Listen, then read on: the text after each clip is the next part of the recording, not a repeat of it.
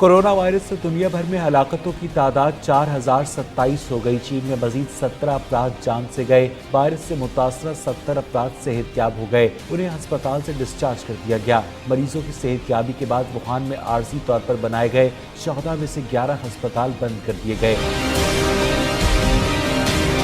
Virus से दुनिया के 115 ममालिक मुतासर हुए हैं।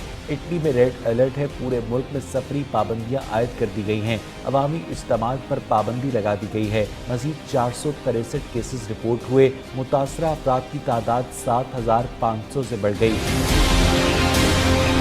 ईरान में मजीद 237 केसेस सामने आ गए। मुतासरा अफराद की तादाद 7161 हो गई।